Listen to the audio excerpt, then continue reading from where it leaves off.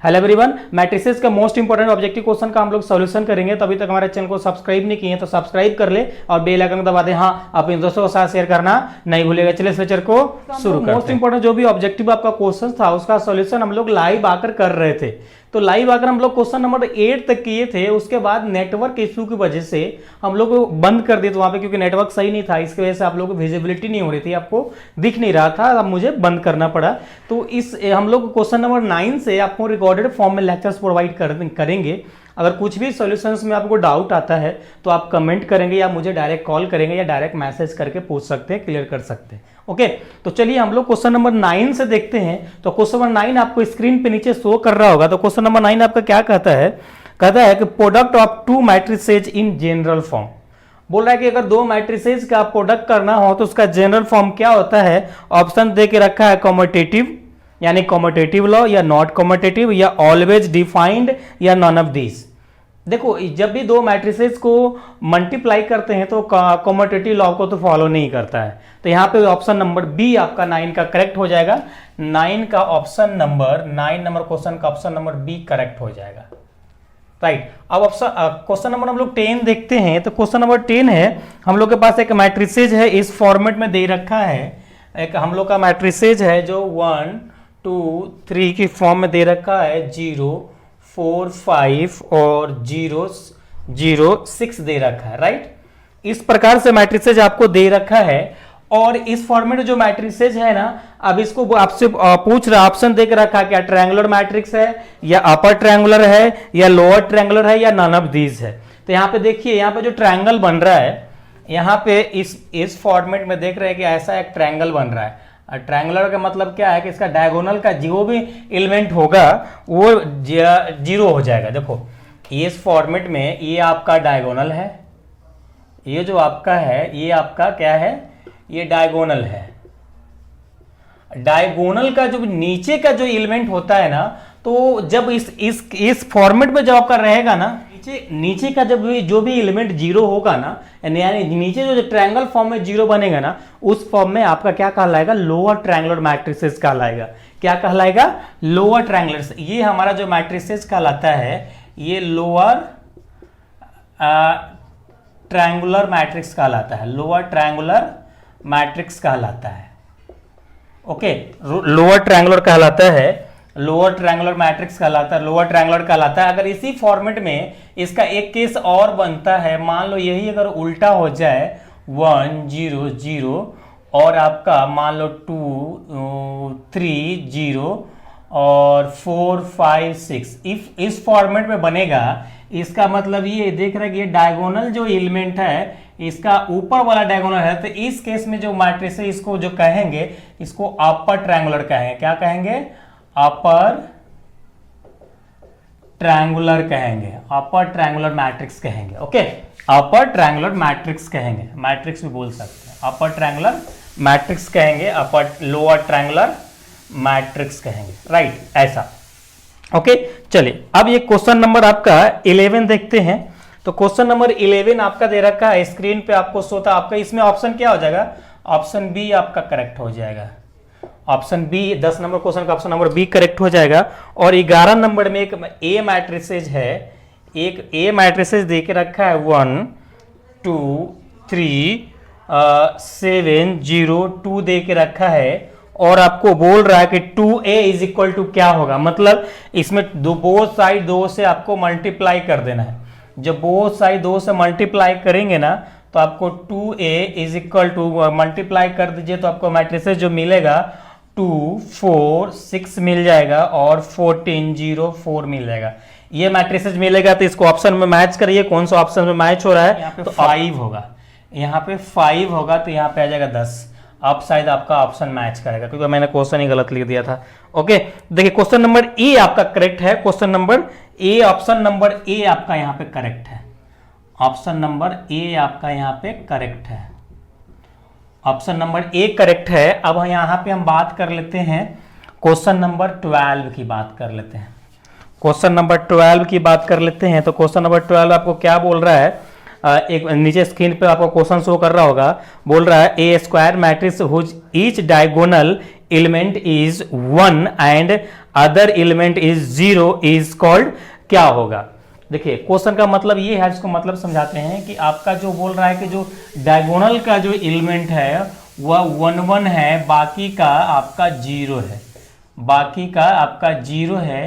तो इस केस में इस टाइप का मैट्रिसेस को हम लोग क्या बोले थे, हम लोग आपको पढ़ाए थे लाइव क्लास में। इसको हम लोग या तो आइडेंटिटी मैट्रिक्स बोलेंगे, आइडेंटिटी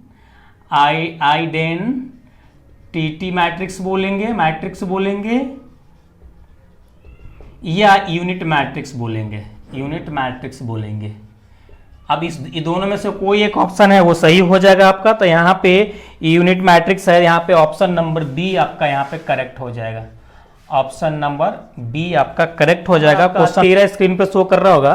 क्वेश्चन नंबर 13 क्या बोलता है? A square matrix whose all element, क्या बोल रहा है? All element except the diagonal, मतलब बोल रहा है कि सभी एलिमेंट डायगोनल में है, लेकिन क्या है वो ये नहीं बताया आपको। Diagonal are zero is called कौन मैट्रिक्स? देखो क्वेश्चन क्या बोल रहा है, क्वेश्चन बोल रहा है कि डायगोनल में एलिमेंट तो है, लेकिन इस चीज का डिफाइन नहीं किया है कि 1 1 है या सभी इक्वल है, ऐसा कुछ डिफाइन नहीं किया। जिसमें हमको इसमें आइडेंटिटी बोल रखा था यूनिट, तो यहाँ पे हम लिखे जैसे क्वेश्चन नंबर 12 का अगर देखेंगे ना फिर से अगेन, तो यहाँ पे क्या बोल रहा है? एलिमेंट इज 1, मतलब 1 1 है, इसका मतलब क्या आइडेंटिटी यहाँ पे बोला, लेकिन इसमें नहीं बोला है।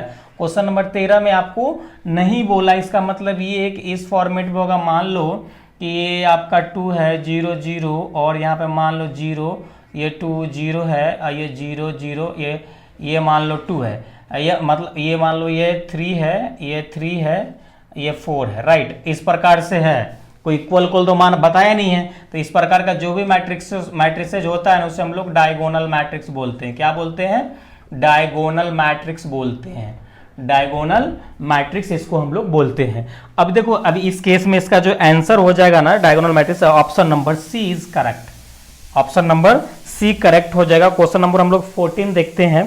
क्वेश्चन नंबर 14 है, स्क्रीन पे शो करेगा। A matrix A is called singular और non singular according to determinant equal to 0 और नॉट इक्वल टू 0। तो ए इज कौन सा टाइप का मैट्रिक्स होगा? ऑप्शन है ए है एनी टाइप ऑफ मैट्रिक्स, या स्क्वायर मैट्रिक्स, या सिंगुलर मैट्रिक्स, या नॉन सिंगुलर मैट्रिक्स। देखो क्वेश्चन को आपको हम समझाते हैं, थोड़ा इसको हम मिटाते हैं। नंबर 14 जो हम लोग का बोल रहा है ना, ये बोल रहा है कि आप देखिए कोई एक मैट्रिसेज है, उसका आप डिटरमिनेंट निकाल रहे हैं, तो नॉट इक्वल टू 0 है, और एक बार डज नॉट इक्वल टू 0 है। तो इस फॉर्मेट में क्या आएगा? इस फॉर्मेट में इसको हम लोग सिंगुलर मैट्रिक्स बोलते हैं। क्या बोलते हैं? सिंगुलर मैट्रिक्स बोलते हैं। अगर 0 आ गया, नॉट इक्वल टू 0 हुआ, तो इसको नॉन सिंगुलर बोलते हैं, नॉन सिंगुलर मैट्रिक्स बोलते हैं। अब ये किस टाइप के मैट्रिसेस में लागू होता है? तो ये सभी जो लागू होता है स्क्वायर मैट्रिक्स में लागू होता है। ये सभी जो आपका लागू होता है ना, ये स्क्वायर मैट्रिक्स में लागू होता है। किस में लागू होता है? स्क्वायर मैट्रिक्स में लागू होता है, राइट। तो यहाँ पे जो आपका ऑप्शन हो जाएगा 14 नंबर का, ऑप्शन नंबर बी आपका करेक्ट आंसर हो जाएगा। तो ऑप्शन बी आपका करेक्ट आंसर हो जाएगा। क्वेश्चन नंबर 15 देख लीजिए यार।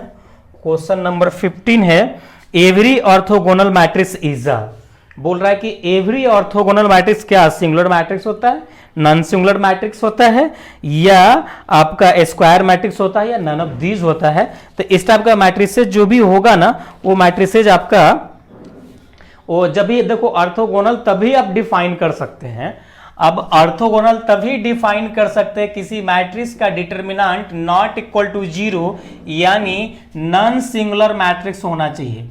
अगर नॉन सिंगुलर मैट्रिक्स नहीं है तो उस केस में ना, नॉन सिंगुलर मैट्रिक्स नहीं है तो इस केस में आपको ऑर्थोगोनल आप डिफाइन नहीं कर सकते हैं। इसका मतलब ये नॉन सिंगुलर मैट्रिक्स होगा। तो ऑप्शन देख लेते हैं कि इस टाइप का ऑप्शन है या नहीं। तो हम लोग का नॉन सिंगुलर मैट्रिक्स है, तो option number B is correct answer. तो इसका ऑप्शन नंबर बी आपका करेक्ट आंसर है, राइट। तो आई होप आपको क्वेश्चन नंबर 15 तक आपको बताया गया है।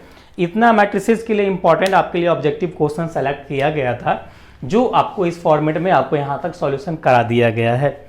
अगर कुछ चीज़ें आपको अगर समझ में नहीं आया होगा तो मेरा कॉन्टैक्ट नंबर है वो आप नोट कर सकते हैं 79707765।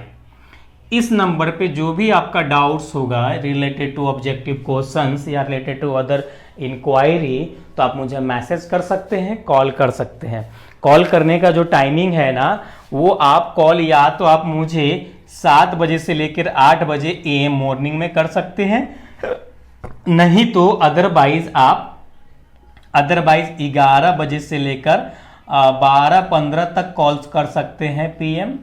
अगर इस टाइम में नहीं कर पा रहे हैं तो आप मुझे ना 2 बजे से लेकर 5 बजे तक कॉल कर सकते हैं, 5 बजे तक कॉल कर सकते हैं। अदरवाइज इसमें भी अगर आपको टाइम नहीं मिल पाता है तो मुझे आप ना ये 8 से लेकर ये आपको 7 से लेकर 8 के बीच में कॉल कर सकते हैं।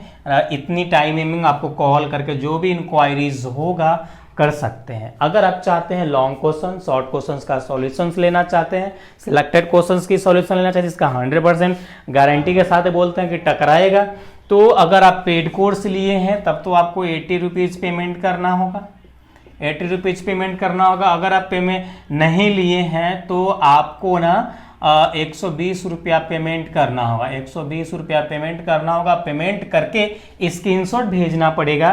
तो पेमेंट किस पे करेंगे, तो ये QR कोड भी स्क्रीन पे दिख रहा होगा, पेमेंट नंबर पे लिखा देते हैं 9263931686 पे आपको पेमेंट करना है। पेमेंट करके इस नंबर पे आपको स्क्रीनशॉट भेज देना है। अब हम लोग मिलेंगे जिसमें थ्योरी ऑफ इक्वेशंस का, नंबर थ्योरी का ऑब्जेक्टिव क्वेश्चन आपको हम सॉल्यूशन करा देंगे रिकॉर्डेड फॉर्म में। तो आई होप इस वीडियो लेक्चर्स को आप एंजॉय किए। अभी तक लाइक नहीं किए तो लाइक कर दें, अभी तक सब्सक्राइब नहीं किए तो सब्सक्राइब कर लीजिए, क्योंकि इसी प्रकार से हमारा यूट्यूब चैनल आपके लिए काफी हेल्पफुल हो सकता है BSc मैथमेटिक्स की दुनिया में। ओके, चलिए हम लोग फिर मिलेंगे नेक्स्ट लेक्चर में। जब तक अपना ख्याल रखिए। Thanks, love you all.